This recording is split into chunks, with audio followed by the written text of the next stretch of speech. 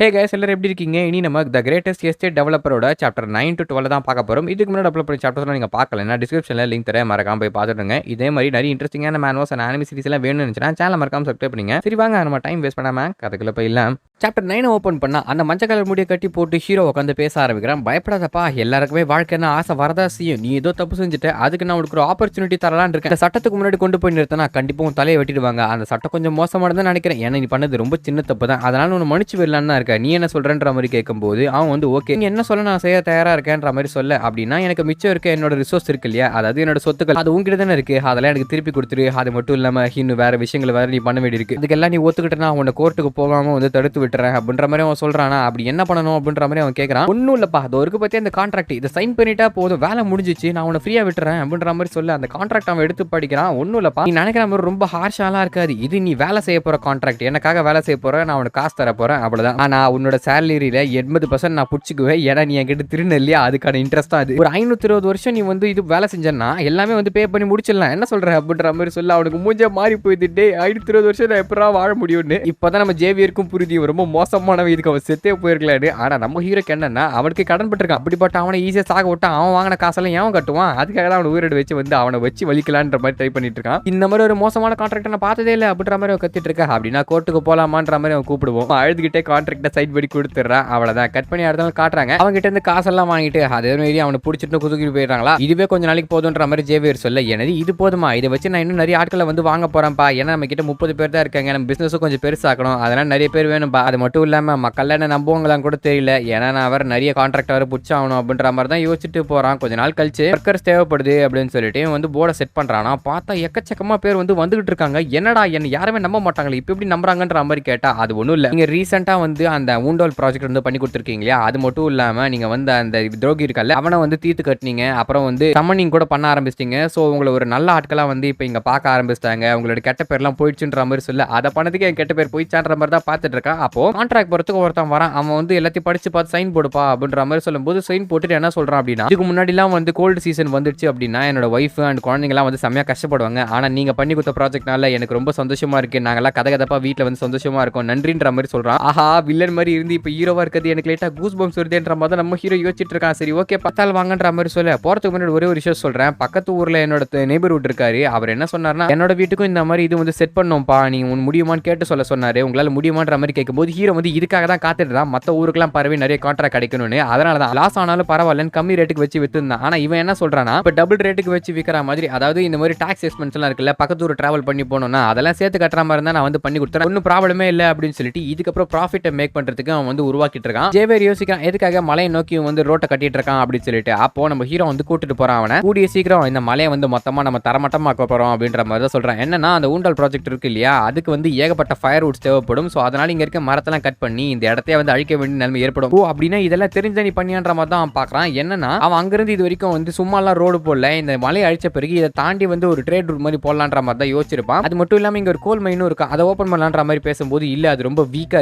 இருக்குன்றது எனக்கு தெரியும், அதுக்கு நான் ஒரு பிளான் வச்சிருக்கேன், இங்க இருக்க மக்களுக்கு நம்ம அந்த நிறைய ப்ராஜெக்ட்ஸ் செஞ்சு கொடுப்போம், அதுவும் கொஞ்சம் சின்ன ஆஃபர்ஸோட. என்ன பார்க்கும்போது உனக்கு வந்து பயங்கரமான ஆள் மாதிரி தெரியலாம், ஆனா நம்ம பட்ட கடனை அடைக்கணும் அப்படின்னா இதை தவிர பெருசா வேற வழியே கிடையாது அப்படின்ற மாதிரி தான் அவன் சொல்றான். ஜேவியருக்குமே அது வந்து புரியுது. சரி அதெல்லாம் விடுங்க, இந்த மைனை வந்து எப்படி ஓப்பன் பண்ண போறீங்க, அது ரொம்ப வந்து ஸ்டேபிளாவே இல்லாம உடஞ்சு விழுறதுனா பல ஜென்ரேஷன் அதை அப்படியே விட்டு வச்சிருக்காங்கன்ற மாதிரி சொல்லும்போது அது என்னால முடியும், நான் பாத்துறேன். நம்மளோட உலகத்தை பொறுத்த வரைக்கும் மைனிங்லாம் வந்து அட்வான்ஸ்ட் வெர்ஷனா பண்ணுவாங்க இல்லையா, சோ அதுக்கு ஒரு புது டெக்னாலஜியுமே இருக்கு, அதை வந்து எடுத்துட்டு வரேன்ற மாதிரி தான் சொல்றான். சரி இவன் ஏதோ பிளான் வச்சிருக்கான் போல, இவனை நம்புவோன்ற மாதிரி ஜேவியர் நம்பிட்டு போறான். இப்போ அந்த கோல் மைன்ல ஒரு ஹோலை காட்டுறாங்க, அங்க நிறைய மான்ஸ்டர்ஸ் இருக்க மாதிரி காட்டுறாங்க. அப்படியே இந்த சாப்டர் முடியுது. சாப்டர் 10 ஓபன் பண்ணா ஹீரோ வந்து இப்போ மைனை வந்து ஓபன் பண்ணணும்னு ஆசைப்பட்டா இல்லையா, அதனால சம்மனிங் பண்ணி அவனால ஒரு பில்டிங் வர வைக்க முடிஞ்சுனா நல்லா இருக்கும்ன்ற மாதிரி யோசிக்கிறான். ஆனா சம்மனிங் வந்து அப்படிங்க ஒர்க் ஆகாது, வேற மாதிரி தான் ஒர்க் ஆகுது. அப்படியே வந்து புலம்பிக்கிட்டே டிராயிங்க போட்டுட்டு இருக்கான். உனக்கு என்ன இந்த டிராயிங் பிடிக்கல, கையிலே வரையிறியா அப்படின்ற மாதிரி நோட்டிபிகேஷன் வர, அதெல்லாம் ஒன்றும் இல்லப்பா, என்னால நிறைய சோல்ஜர்ஸை சம்மன் பண்ண முடிஞ்சா நல்லா இருக்கும், அதெல்லாம் வச்சு பயங்கரமா பண்ணிட்டு இருக்கலாம், ரொம்ப தொல்லையா இருக்கப்பா அப்படின்ற மாதிரி தான் யோசிச்சுட்டு இருக்கான். ரீசெண்டா நடந்த விஷயங்கள்னால இவனுக்கு ஆர்பி பாயிண்ட்ஸ் பார்த்தீங்கன்னா 640 கிட்ட கிடைச்சிருக்கு. அதை வச்சு இவன் நிறைய வந்து லெவலிக் சிஸ்டத்தெல்லாம் வந்து ஏற்றி வச்சிருக்கான். அதை யூஸ் பண்ணி என்ன பண்றான் அப்படின்னா போயிட்டு அங்கே ஸ்கேன் பண்ண ஆரம்பிக்கிறான், உள்ள வந்து வழி போறது இருக்கா அப்படின்னு சொல்லிட்டு. இவனால ஒரு 5 மீட்டர் வரைக்கும் பண்ண முடியுது. இப்போ இதை தோண்டி எடுத்து உள்ள வந்து நேக்கா போனோம். ஆனா நம்ம புசு பாண்டிய வந்து ஆல்ரெடி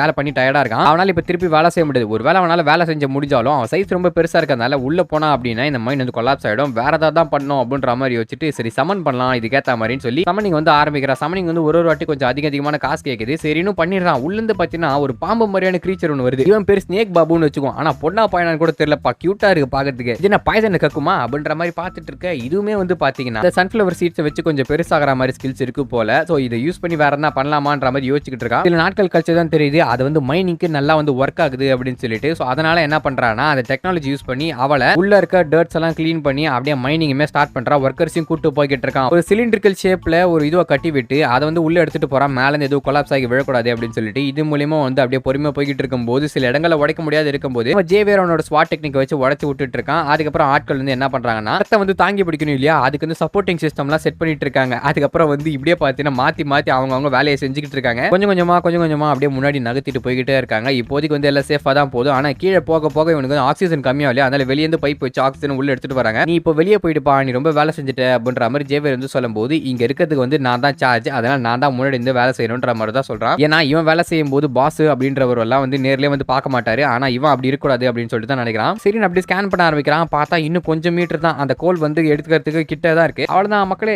வேலையை ஆரம்பிங்க, சீக்கிரம் முடிக்க போறோம் அப்படின்ற மாதிரி கத்தி எல்லாரும் என்கரேஜ் பண்ணி கூட்டிட்டு போறான். அப்படியே நம்ம ஸ்னேக் பாண்டிக்கும் வந்து தேங்க்ஸ் சொல்றான். நம்ம அந்த கோல்ஸை கண்டுபிடிச்சோம். அதுக்கப்புறம் என்ன பண்ணணும்னா இந்த இடத்த கொஞ்சம் பெருசாக்கணும், எல்லாரும் உள்ள போய் வரதுக்கு. அதுக்கப்புறம் சேஃப்டி தான் முக்கியம் அப்படின்ற மாதிரி பேசிக்கிட்டே இருக்கும்போது அங்க ஏதோ சத்தம் வருது. என்னடா அது அப்படின்ற மாதிரி என்ன பண்றான்னா அப்படியே ஸ்கேன் பண்ண ஆரம்பிக்கிறான். உள்ள என்னன்னா புதுசா ஒரு ஓட்டை வர வருது. என்ன இந்த ஓட்டையை நான் முன்னாடி பார்க்கலையேன்ற மாதிரி யோசிச்சுக்கிட்டே இருக்கும்போது ஓட்டை பெருசாகி உள்ள இருந்து பெரிய ஒரு எறும்பு மாதிரி ஒரு கிரீச்சர் வருது. அந்த மான்ஸ்டர் கடிக்கிறதுக்காக வருது பாருங்க. அப்ப ஜேவியர் அது ஒரு வெட்டி அவ்வளவுதான் அங்க வந்து அதை போட்டு தள்ளுறான். அப்ப கூட சாவாதும் போது நம்ம ஹீரோ என்ன பண்றோம்னா கையில இருக்க கடப்பை எடுத்து தலையில அடிச்சு அதை வந்து சாவடிச்சு விட்டுறான். ஆனா அங்கதான் ட்விஸ்ட் என்னன்னா எறும்புக எப்பயுமே தனியா இருக்கவே இருக்காது, கும்பலா தான் சுத்திட்டு இருக்குன்றது அப்பதான் புரியுது அவனுக்கு. பின்னாடி பார்த்தா ஒரு படையே இருக்குது. ஐயோ இங்க இருந்து ஓடுங்கடா அப்படின்னு சொல்லிட்டு ஒர்க்கர்ஸை ஃபர்ஸ்ட் எவாக்குவேட் பண்ணிடுறான். அதுக்கப்புறம் ஜேவியரும் இவன் மட்டும் ஸ்டே பண்ணி இந்த இடத்தை எப்படியாவது சால்வ் பண்ணிட்டு தான் போன ப்ராப்ளத்தைன்ற மாதிரி யோசிக்கிறாங்க. ஏன்னா இந்த இடத்த அப்படியே விட்டு போட்டாங்கன்னா திரும்ப மூடிக்கும், அப்புறம் அவங்க வரது கஷ்டம். ஆனா ஆக்சிஜன் கம்மியா இருக்கு, அது ஃபர்ஸ்ட் ப்ராப்ளம். செகண்ட் ப்ராப்ளம் வந்து இவங்க ஆல்ரெடி ஒர்க் பண்ணி செம்ம டயர்டா இருக்காங்க. இவங்க ரெண்டே பேர் தான் இருக்காங்க. என்னதான் ஜேவியர் ஸ்ட்ராங்கா இருந்தாலும் இவங்க ரெண்டு பேரெல்லாம் கண்டிப்பா ஹேண்டில் பண்ண முடியாது. மத்த ஒர்க்கர்ஸை வெளியே அனுப்பிச்சிட்டாங்க. என்ன பண்றதுன்ற மாதிரி யோசிச்சுட்டே இருக்கும்போது ஜேவியர் கணத்துல ஒன்று நினைக்கிறான்.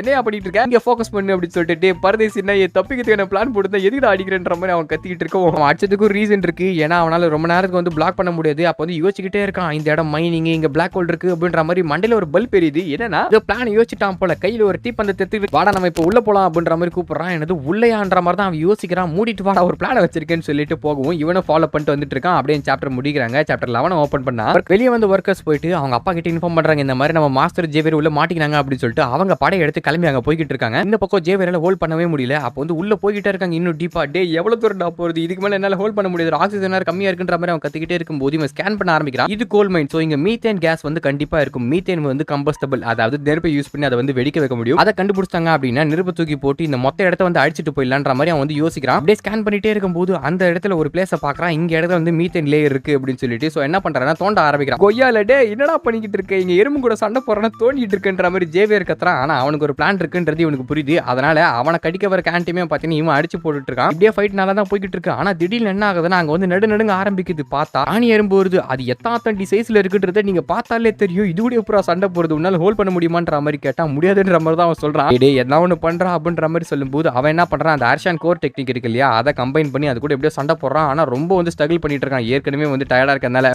சீக்கிரம்டான்ற மாதிரி சொல்ல இவனுமே வந்து பாத்தீங்கன்னா எவ்வளவு சீக்கிரம் பண்ண முடியுமோ அவ்வளவு சீக்கிரம் தோண்டிக்கிட்டு இருக்கான். தோண்டிக்கிட்டே இருக்கும்போது ஒரு கழிலா பாத்தீங்கன்னா அதை தோண்டி அந்த இடத்தையுமே வந்து ஓபன் பண்ணி விட்டுறானா. வாடா இங்க வந்து ஓடலாம் அப்படின்னு சொல்லிட்டு ஓடுறாங்க. இவங்களை துரத்திக்கிட்டே அந்த இது வந்து வந்துகிட்டு இருக்கு. ஒரு கட்டத்துக்கு மேல வெளியே வந்த பிறகு என்ன பண்றான், தூரத்துல இருந்து அந்த தீப்பத்தை எடுத்து அந்த மீத்தேன் லேயர் இருக்க பத்தினா ஓட்ட போட்டு வச்சிருப்பான். தூக்கி அங்க அடிக்கிறாப்ல. இவன் பிளான் போட்ட மாதிரி உள்ள போனவனே அது வந்து வெடிக்குது. அங்க இருக்க எல்லாருமே சேர்த்து செதறுது. அவ்வளவுதான், நம்மால் அங்க இருக்க எல்லாருமே காப்பாத்தினா எப்படியோ முடிஞ்சுதுடா வேலை அப்படின்ற மாதிரி தான் அவன் யோசிக்கிறான். வெளியே வந்து அந்த சவுண்ட் வருது. அந்த இடம் வந்து அப்படியே க்ளோஸும் ஆகுது. அவங்க அப்பா வந்து தடுக்க ட்ரை பண்றாரு, என் பையன் அப்படின்னு சொல்லிட்டு. ஆனா எல்லாருமே பாத்தீங்கன்னா புடிச்சிடுறாங்க. அவங்க இறந்துட்டா தான் நினைக்கிறாங்க. ஆனா உள்ள பார்த்தா நம்ம ஆள் வந்து இன்னும் சாகவே இல்லை. ஜேவியர் வந்து இவனை கவர் பண்ணதால அவனுக்கு செமையா அடிபட்டுருது. அதே மாதிரி நம்ம ஸ்னேக் பாண்டிக்கும் பாத்தீங்கன்னா செமையா அடிபட்டுருது. ரெண்டு பேரும் மைக்கடிச்சு உந்துறாங்க. இவனுக்குமே பாத்தீங்கன்னா தலை கிரிகிரின்னு ஆக ஆரம்பிக்குது. என்னன்னா ஆக்சிஜன் லெவல் கம்மியா இருக்கு. அப்போ தூரத்துல வந்து வெளியே போறதுக்கான வழியை தேடிக்கிட்டு இருக்கும்போது தோண்டி தான் போக வேண்டிய நிலைமை ஏற்படுது. அதனால இவன் தோண்ட ஆரம்பிக்கிறான். அவன் வந்து கொஞ்சம் முழிச்சு பாக்குறான், என்னடா பண்ற அப்படின்னு சொல்லிட்டு பார்த்தா அவன் தோண்டிக்கிட்டு இருக்கான். நீ உனக்கு கவலைப்படாத, அவனை கண்டிப்பா வெளியே கூட்டு போன்ற மாதிரி சொல்லும்போது இவனுக்கு ஆர்பி பாயிண்ட்ஸ்மே பாத்தீங்கன்னா ஏன் ஆயிடுது. ஏன்னா அவன் வந்து நம்பிக்கை வச்சதுனால ஆக்சிஜன் வந்து கொஞ்சம் கொஞ்சமா குறைச்சிக்கிட்டே இருக்கா. இப்போ ஒரு வழியே பண்ண முடியாது, ஸ்கில்ஸ் லேர்ன் பண்ண வேண்டிய நேரம் அப்படின்னு சொல்லிட்டு அந்த மெசஞ்சர் கையில கேட்கறான். அப்படியே சாப்டர் முடிக்கிறாங்க. சாப்டர் 12 ஓபன் பண்ணா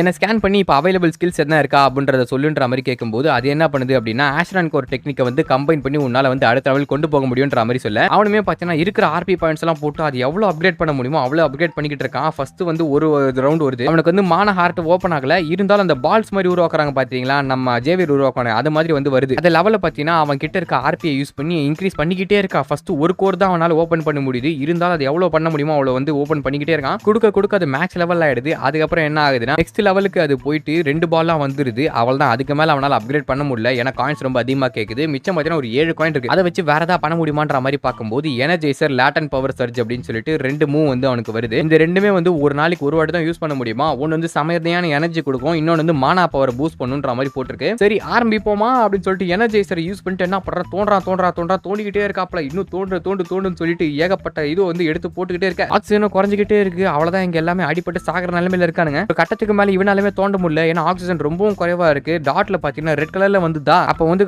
ஒரு 3 மீட்டர் தான் இருக்கு. அந்த 3 மீட்டர் தோண்டிட்டோம் அப்படின்னா இவங்க வந்து தப்பிச்சிடலாம். ஆனா அவனால் தோண்டவே முடியல. அது கீழே போட்டுறான். அப்போ வந்து லிமிட்டுமே ரீச் ஆயிடுச்சு. அந்த எனர்ஜைசர் 10 நிமிஷம் தான் லிமிட் அதுக்கு. அதுக்கப்புறம் தொப்புன்னு விழுற மாதிரி போறான் பாருங்க. அப்ப இன்னொரு பவர் இருக்கு பாத்தீங்கன்னா லேட்டன் சர்ஜ். அதை யூஸ் பண்ணி வந்து தோண்டிக்கிட்டு இருக்காப்ல. கடைசி ஒரு 20 செகண்ட் தான் இருக்கு. ஆனா ஆக்சிஜன் பாத்தீங்கன்னா வனையில போயிட்டு அவ்வளவுதான் காலி ஆயிடுது. இவனால ஒண்ணுமே பண்ண முடியல. தொப்புன்னு விழுந்துறான். கிட்டத்தட்ட ஒரு 3 சென்டிமீட்டர் தான் இருக்குது. ஒரே ஒரு குத்துனாலே அது ஓப்பன் ஆயிடும். ஐயோ இந்த இடத்துல போய் நான் செத்துட்டு என்னோட நோபல் வாழ்க்கை இந்த இடத்துல அழிய போதா, நான் அவ்வளவு கஷ்டப்பட்டேன்ற மாதிரி யோசிக்கும் போது மொரம் ஏதோ சவுண்ட் வருது. என்னடான்னு பார்த்தா புசு பாண்டி தங்கம் வந்துட்டியா தங்கம் அப்படின்ற மாதிரி அது ஓபன் பண்ணி வரும்போது அப்படியே ஆக்சிஜன் வந்து அடிக்குது பாருங்க. அவ்வளவுதான் சொர்க்க வாசல பார்த்த மாதிரி ஏஞ்சி உட்காந்துக்கிறேன். அன்னைக்கு ராத்திரி வந்து அவங்க அப்பா அவரோட படையை கூட்டி எப்படியா இருந்தாலும் என் பையனை காப்பாத்தி அவன் சொல்லிட்டு தேடி உள்ள வந்துகிட்டு இருக்காரு. அப்படி அவர் வரும்போது தூரத்துல சவுண்ட் கேக்குது. என்னடா அப்படின்னு பார்த்தா நம்ம ஹீரோ வந்து ஜேவியரையும் அதுக்கப்புறம் நம்ம புஸ் பாண்டி அப்புறம் நம்ம ஸ்னேக் பாண்டி எல்லாரையும் கேரி பண்ணி கூட்டிட்டு வந்துட்டு இருக்கான். அவனால நிக்க கூட முடியல. இருந்தாலும் பாத்தீங்கன்னா அவன் மூஞ்ச பார்க்கும்போது அவன் விட்டு கொடுக்காதானே தெரியுது. அவங்க அப்பா ஓடி போய் கட்டி பிடிச்சி அவன் வந்து வீட்டுக்கு கூட்டு போறாரு. இந்த நியூஸ் வந்து அடுத்த நாள் ஊர் ஃபுல்லா செமையா பரவ ஆரம்பிச்சது. அவனை பத்தின எண்ணம் எல்லாருக்குமே மாறுது. அவன் வந்து ஒரு பயங்கரமான வீரன் பேச ஆரம்பிக்கிறாங்க. ஏன்னா ஒர்க்கர்ஸை ஃபர்ஸ்ட் தப்பிக்க வச்சா, செகண்ட் ஜேவியர் கூட சண்டை போட்டு அந்த ஆன்ஸை கொண்டா. அது மட்டும் இல்லாம ஜேவியர் சாகல் நேரமே இருக்கும் போது வந்து தூக்கிட்டு இருந்தான். இன்னும் கேட்டா இவனே வந்து செம்ம அடிபட்டிருந்தானா, அப்படிப்பட்ட ஒரு ஆல்பா அவரு அப்படின்னு சொல்லிட்டு எண்ணங்கள் மாற ஆரம்பிச்சு இவனுக்கு பாயிண்ட்ஸுமே கூடுது. இப்ப கட் பண்ணி இந்த வீட்டை காட்டுறாங்க. அவன் அப்படியே முடிச்சு பாக்குறான். பார்த்தா ஜேவியர் அங்க நின்னுட்டு இருக்கான். அப்போ இவனுக்கு நோட்டிபிகேஷனுமே வருது, உங்களை இந்த மக்கள் ஒரு பெரிய ஹீரோவா பாக்குறாங்க அப்படின்னு சொல்லிட்டு. அதெல்லாம் எனக்கு தேவையில்ல, பாயிண்ட் தானே தேவைன்ற மாதிரி பார்க்கும்போது ஆர்பி பாயிண்ட் பார்த்தீங்கன்னா 500 கிடைக்குது. அப்படியே சந்தோஷமா இருக்கான். சாப்டருமே எண்ட் பண்றாங்க. இந்த வீடியோ எப்படின்னு சொல்லிட்டு மறக்காம கமெண்ட் செக்ஷன்ல சொல்லுங்க. இதே மாதிரி நிறைய இன்ட்ரெஸ்டிங்கான man was and anime series வேணும்னு நினைச்சா சேனல் மறக்காம சப்ஸ்கிரைப் பண்ணுங்க. அடுத்த வீடியோல சந்திக்கும் வரை டாடா பை பாய்.